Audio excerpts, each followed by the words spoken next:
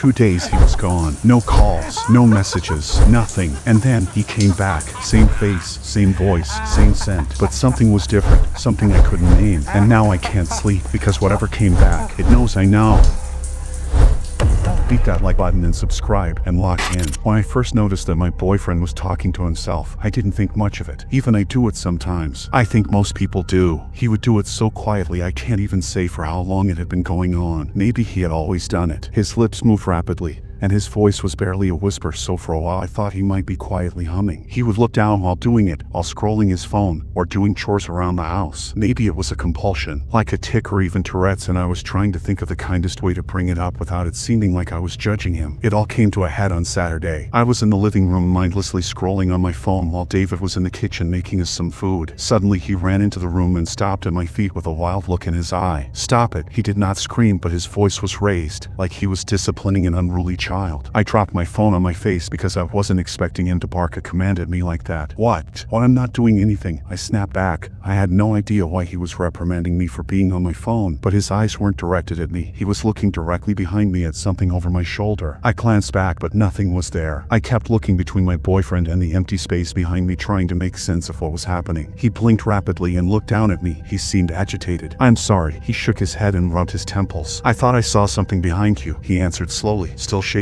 his head. I sat up and snapped at him. And what was it? There's nothing there? You scared me running in here like that, I admonished him. He kept shaking his head and backed away into the kitchen. I went back to scrolling on my phone, but I kept shooting glances at David and back behind me. It had spooked me. For the rest of the morning his whole mood seemed off. He was jumpy and he kept fidgeting with his hands, something he only does when he's upset. As noon rolled around, I suggested getting out of the apartment and getting lunch somewhere. David quickly agreed. Getting out of the house did us both good. It seemed to calm him down, and I was getting cabin fever being stuck inside for so long. Walking back to the apartment, we were holding hands, and I was leaning into him. So, are you okay? You seemed so jumpy this morning. Do you think you saw a shadow or something? I asked, trying to keep everything light. He looked at me cautiously, as if he was weighing what he was about to say. I think you're right. I think I saw a shadow or something. Or maybe I was still dreaming. He smiled, but the smile did not reach his eyes. I decided to drop it. I honestly thought he was embarrassed. He had gotten scared over nothing and was worried about my reaction. That night I woke up to the sound of David talking. He was whispering, but the gentle drone of his voice had woken me up. I lay there listening. I had no intention of getting up or saying anything to him while I was still half awake. Once he stopped mumbling to himself, I would go back to sleep. During the day I could never make out what he was saying, but tonight I could hear him clearly, even though it was just above a whisper. I'm not going to do that to her, and you're not allowed to touch her either. You promised me that this time would be different. His whispers were harsh and insistent. I almost said something. At this point I thought he might not even be awake. Maybe he was talking in his sleep. That's when I heard a voice answering him. It was distinct and separate. My heart started pounding even as I tried to rationalize what I was hearing. This new voice, lower and softer than David's, wasn't like anything I had heard before. I couldn't make out the words, just the tone of it as it spoke. I couldn't tell if it was male or female, but it sounded angry. David shifted in the bed and reached over to touch my back. I didn't move, just lay there still pretending to be asleep. You're wrong. She's still sleeping. She can't hear anything we're saying. David grasped at the voice. The voice answered back. I still couldn't make out the words, but it sounded both insistent and scathing. Whatever. I'm done for tonight. I'm exhausted. You can talk to me tomorrow when I wake up, he hissed, and he lay back down beside me. All was silent in the bedroom. Minutes passed and David's breathing slowed, and he started to lightly snore. He was asleep, but I couldn't join him. I felt my pounding heart just now settling down into a steady rhythm. I wanted to push myself off the bed and inspect the bedroom, but I didn't. I just lay there too afraid to get up and see what else might be in the room with us. Eventually I did fall asleep, though it was more like passing out than actual sleep. When my eyes opened, I saw the morning light streaming into the bedroom from the window. I pushed myself up into a sitting position and looked around the room. There was nothing strange in the room with me, just a pile of dirty laundry that was begging to be done. I rubbed my eyes, feeling a headache starting behind them. In the light of day, I could convince myself that I had just dreamed everything or hallucinated. Just then David popped his head into the room and gave me a huge smile. You slept in super late. Are you just that tired? He asked, walking into the room and sitting down next to me. He had a cup of coffee in his hand and passed it to me. I took it gently and sipped. The warmth from the liquid was lifting my spirits. I didn't sleep well last late. I think I was having a nightmare, I explained, sipping at the coffee. David furrowed his brow and rubbed my back. Poor thing. You never have nightmares. Do you want to tell me what it was about? He asked, still rubbing my back. I shrugged and kept sipping my coffee, wondering if I should confront him about last night or play it off as some kind of waking nightmare. No, it's fading now. I can't even remember what it was about. I stood up as I spoke. I was getting hungry, and I hoped that that David had saved me some breakfast. He hadn't, but that's just because he hadn't made anything yet. He had been waiting for me to wake up before he started on making something. I volunteered to make us some food, mostly because I was craving waffles and David sucks at making them. I started searching through the cabinets and fridge for what I needed. As I was busying myself with breakfast, I glanced up and saw David staring fixedly at the corner of the living room. His lips were moving rapidly, and I knew that he was talking to himself again. I looked away. It was too early for this. I was hungry, and I needed some more coffee in me before I could deal with any kind of crazy this morning. As soon as I poured out the flour and milk, David appeared beside me, causing me to jump a little. I snapped at him because he scared me. Jesus, David, you really gotta stop sneaking up on me like that, I hissed. I was already irritated from lack of sleep, and now he had to startle me too. I'm sorry, he whispered, his eyes darting from me and back to the living room, but I thought we could go out to brunch instead. I shook my head. I already poured out the milk and flour. I don't want it to go to waste. He licked his lips before speaking again. Please, it'll be my treat. I just can't be in the apartment right now. He looked upset as he spoke to me. I set aside the poor half-finished waffle mix inside. Okay, let's go out and get some brunch. I could use a cappuccino and a mimosa anyway, I agreed. David kept hovering over me as I got dressed as quickly as I could. I didn't have time to brush my teeth before he rushed me out the door. He practically shoved me out into the hallway. Usually, I'm all for a brunch date, but he was acting so erratic, and I was bouncing between being irritated and concerned. As we sat and ate our breakfast,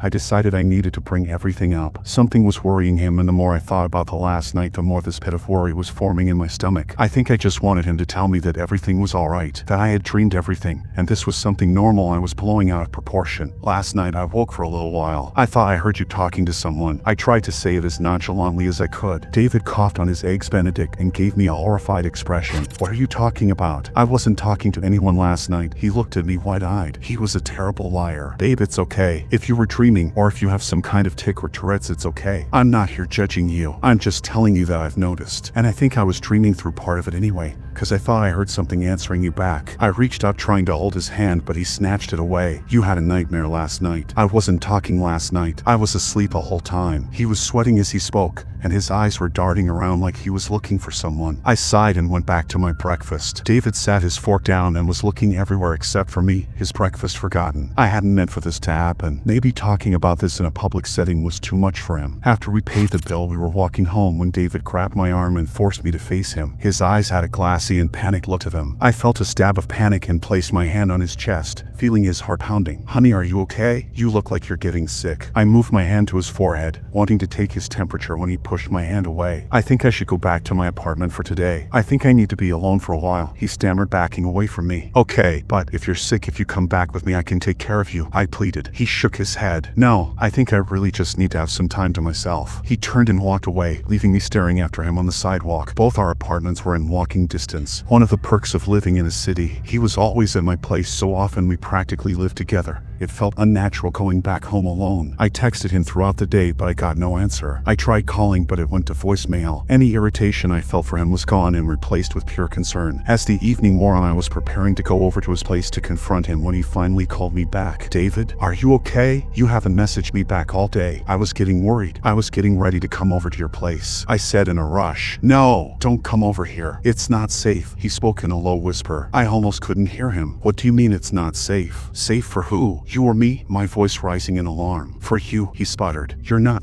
to me, are you? Or is someone else to me? I was shouting over the phone. This was so out of character for him, I didn't know what to think. We need to break up, he hissed back at me. You need to stay away from me. You need to stay safe. He sounded like he was crying, and with that the call ended. I stared at my phone in disbelief. I know he did not just break up with me over the phone. I called back, then again and again, straight to voicemail. I sent text messages and messages on WhatsApp but got no reply. I spent the rest of the evening crying and only fell asleep after I took a sleeping pill just because I knew I needed the rest. Every message I sent to David was ignored. After a few days, I stopped trying. I had gotten the message loud and clear, and I wasn't going to throw myself at someone who wanted to push me away. After a few more days had passed, I started gathering up all the things he had left at my apartment in a box to leave at his place. I cried while doing it. Breaking up was always hard, but I had thought our relationship was going well. Dropping off the box was harder than I had expected. I sent him a text letting him know his stuff was outside his door. At this point, I was certain I was blocked, but in case he wasn't, I wanted to give him a heads up. I lingered outside his door for several minutes. Part of me wanted to knock and see if he was home. Finally, I just turned and walked walked away. If he wanted to talk to me, he knew where I lived, and he had my number. Come to think of it, I still needed to get my apartment key back from him. That night I was laying on my couch half watching a movie while I scrolled through my phone. I was deleting all the pictures of me and David. "Hello there, Amber."